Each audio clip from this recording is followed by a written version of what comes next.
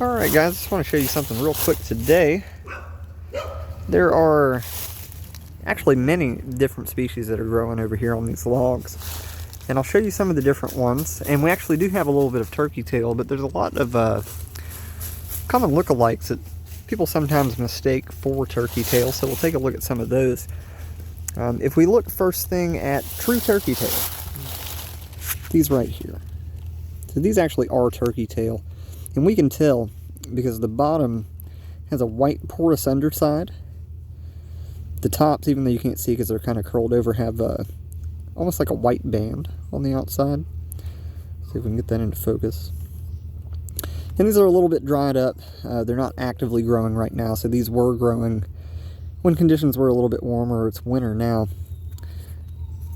So those actually are turkey tail. If you look at these over here, also turkey tail. Look a little bit different. If you compare them side by side, you can see that one's got almost like orange bands in it, and the other one doesn't really seem to have those. It seems a little bit darker.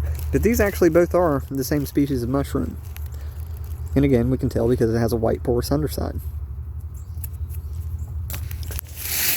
If we go over here, same log, just a little bit further up. So we have the turkey tail here. If we move up here, this is actually a completely different species. So it looks kind of similar. If we turn this guy over and we look at it, you'll see that it has a tooth surface, and then it's kind of purple. This is a Trametes biform. By the way, turkey tail is Trametes versicolor, and I might be getting some of these pronunciations wrong. But this is otherwise known as I think the violet tooth polypore or something like that. At any rate, it's not turkey tail, and it's in a completely different genus. We look over here. We have even more of that Trametes. And then here also, this mushroom is referred to as the gilled polypore, which is a ridiculous name if you ask me, but this is Trametes Betulina. Another common look-alike. But again, true turkey tail will never ever have gills. Actually, I don't even know if these are true gills. I think they are. And if we continue to look, if we look right here, these, again, completely different species than anything we've looked at so far.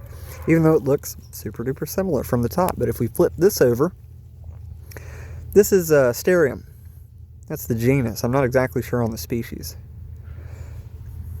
But you can see that it doesn't have any pores at all. This is actually a crust fungus. And it's got kind of an off-white, sort of a banded look on the bottom side, on the underside.